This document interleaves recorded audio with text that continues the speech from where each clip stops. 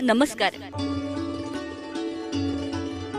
आगलावे परिवाराच्या वतीनं श्री गंगाधरराव आगलावे यांच्या सहस्त्र चंद्रदर्शन सोहळ्यामध्ये आपण सर्वांचं मनपूर्वक स्वागत.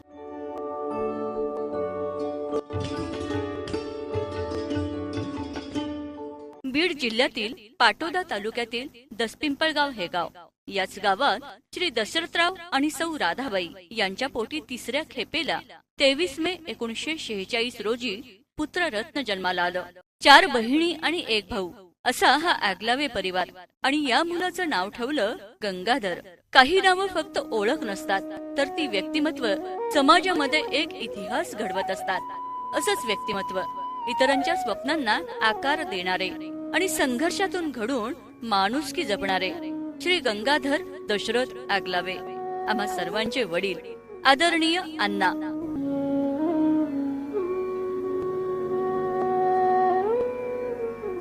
आमच्या अण्णांचा प्रवास अतिशय खडतर आणि प्रेरणादायी. वयाच्या 10व्या वर्षापर्यंत त्यांचं शिक्षण त्यांच्या जन्मगावीच झालं. पण म्हणतात ना, घरात लहानांना मोठं करायचं असेल तर घरातील ज्येष्ठांनी लहानांना खांद्यावर घेऊन जग दाखवायचं असतं. असेच अण्णांचे भाऊ. या अण्णांच्या भावांनी त्यांची जबाबदारी घेऊन त्यांच्या नोकरीच्या गावी अण्णांना शिक्षणासाठी नेलं. त्यांच्याजवळच त्यांनी 11वी पर्यंतचं शिक्षण पूर्ण केलं. नंतर CPEDचा कोर्स पूर्ण केला. मुळातच हुशार असलेल्या अण्णांना लगेचच विनायक विद्यालय या ठिकाणी शिक्षक म्हणून नियुक्ती मिळाली. 1 वर्ष ज्ञानदानाचं कार्य केल्यानंतर 1 ऑक्टोबर 1965 या दिवशी ट्रेझर म्हणून ते इरिगेशन डिपार्टमेंट मध्ये जॉईन झाले. अविरत, अखंड आणि प्रामाणिक कार्य करत त्यांनी 37 वर्षाची सेवा या ठिकाणी पूर्ण केली. जीवनाच्या प्रवासात प्रत्येक यशस्वी व्यक्तीमागं एक शांत, संयमी आणि खंबीर साथ महत्वाची असते. आणि गंगाधर रावाच्या म्हणजेच आमच्या अण्णांच्या आयुष्यात ती साथ लाभली 5 जून 1971 रोजी. साकत सौताडा येथील भालेकर कुटुंबातील कृष्णाबाई यांच्याशी त्यांचा विवाह झाला. आणि इथूनच खऱ्या अर्थानं अण्णांच्या यशाला सुरुवात झाली असं म्हणायला हरकत नाही. नोकरी सांभाळत दिवसभराची जबाबदारी पूर्ण करताना काही स्वप्न डोळ्यासमोर होती. आणि मग त्यांनी लेआउट, प्लॅन, इस्टिमेट ही कामं शिकून घेतली आणि या कामाचा व्यवसायामध्ये वापर करण्याला सुरुवात केली. खरं तर त्यावेळी म्हणजे 1976 साली त्यांच्या घरामध्ये लाईटची व्यवस्था सुद्धा नव्हती. पण ही कामं त्यांनी घरासमोरील लाईटच्या खांबाखाली प्लॉटचे, घराचे प्लॅन बनवण्याचं काम केलं. त्यांच्या मनात एकच जिद्द होती, एक स्वप्न डोळ्यासमोर होतं. म्हणूनच हा खडतर प्रवास ते उत्साहानं करत होते. आणि सोबत होती त्यांच्या सौभाग्यवतीची, अर्थात आमच्या आईची, कृष्णाबाईची. दाटला अंधार दुःखाचा जरी, सूर्य सत्याचा उद्या उगवेला आहे खातरी. खरं तर त्या काळात प्लॉटिंग हा व्यवसाय नवीन होता. पण त्यांनी धाडस केलं, मेहनत घेतली आणि कृष्णाई या नावानं स्वतःचा कन्स्ट्रक्शन व्यवसाय सुरू केला.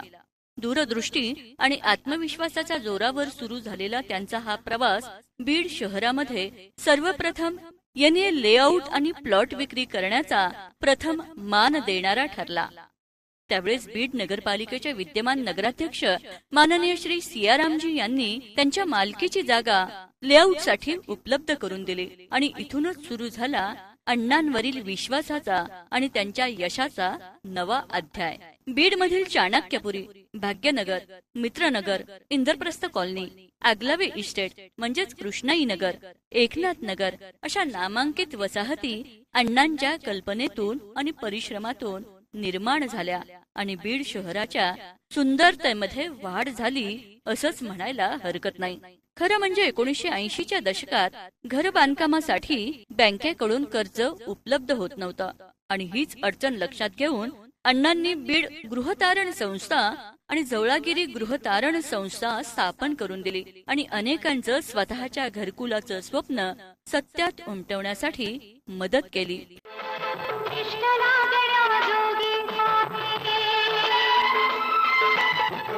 बोट ही कुठे नसे,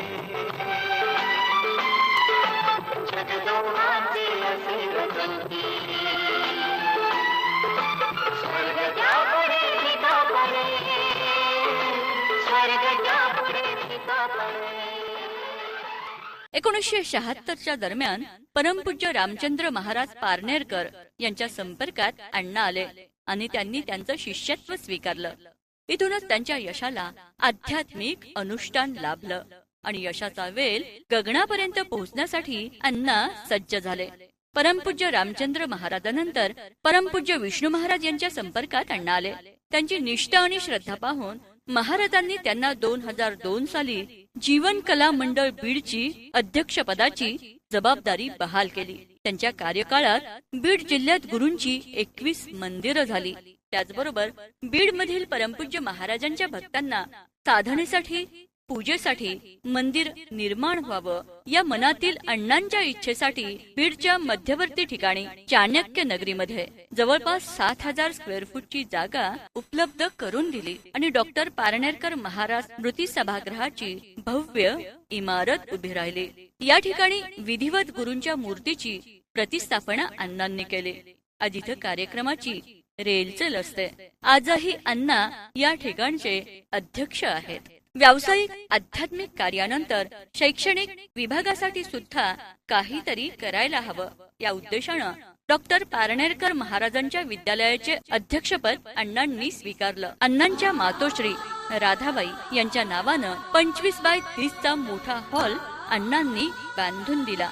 त्यांच्या या कामाच्या प्रेरणेनं इतर संचालकांनी सुद्धा अनेक हॉल बांधून दिले आणि बघता बघता 13 हॉलची निर्मिती झाली. इथंच अण्णांच्या प्रयत्नानं ज्युनियर कॉलेज सुरू झालं. बीड जिल्ह्यातील चांगली शाळा आणि कॉलेज म्हणून नावलौकिक असणाऱ्या शाळेमध्ये आज या ठिकाणी 700 विद्यार्थी ज्ञानार्जन करत आहेत. तेजस्पर्शाने दूर होई अंधार, जैसा मुळांचा वृक्षाकसे शिल्पास आकारी जैसा शिल्पकार.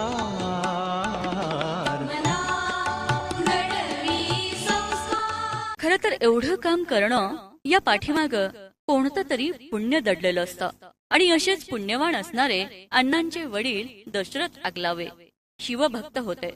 सकाळी 5 वाजता उठून नदीच्या कडेला असलेल्या स्मशानभूमीतील महादेवाची पूजा ओल्या कपड्याने करायची. हा त्यांचा नित्य नियम होता आणि ही पूजा पार पडेपर्यंत पाणी आणि अन्न ग्रहण करायचं नाही असा त्यांचा नियम.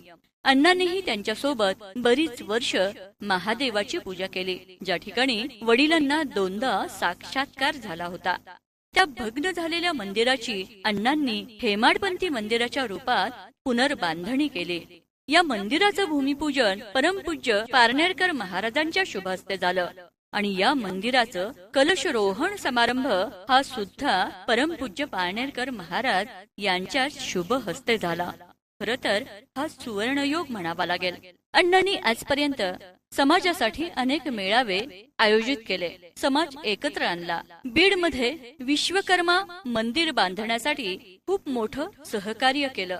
वयाच्या 80व्या वर्षी सुद्धा आमचे अण्णा व्यवसायात कार्यरत आहेत. तुतार समाजासाठी खरंच खूप स्वाभिमानाची गोष्ट आहे असं म्हणायला हरकत नाही. अण्णांना सुतार समाज भूषण पुरस्कार मिळाला. त्याचबरोबर 2024 साली पूर्णवाद महोत्सवामध्ये पूर्णवाद परिवाराचे ज्येष्ठ पूर्णवादी उपासक या नात्याने ज्येष्ठ पूर्णवादी उपासक म्हणून जीवन गौरव पुरस्काराने सन्मानित करण्यात आलं. तुतार समाजामध्ये जन्मलेले आणि कोणतंही फॅमिली बॅकग्राऊंड नसताना शून्यातून एवढं मोठं साम्राज्य निर्माण करणं हे खरंच खूप मोठी आणि अविश्वसनीय गोष्ट म्हणावी लागेल. अण्णांनी ती मोठ्या कष्टानं सत्यात उतरवली. आमच्या आईची त्यांना खंबीर आणि मोलाची साथ लाभली हे खूप महत्वाचं आहे. और नहीं कुछ तुमसे कहना, जीवन साथी, जीवन साथी, जीवन साथी, साथ में रहना. म्हणतात ना, शुद्ध बीजापोटी फळे रसाळ गोमटी. असंच अण्णांचं कुटुंब अण्णा आईंच्या गोकुळासारख्या संसारात 6 फुलं उमलले, 3 मुलं आणि 3 मुले. सगळ्यात मोठा मुलगा किशोर सरकारी नोकरी करत होते. त्यानंतर दुसरा मुलगा मुकेश आणि त्यांच्या सौभाग्यवती भाग्यश्री यथार्थपणे व्यवसाय सांभाळत आहेत.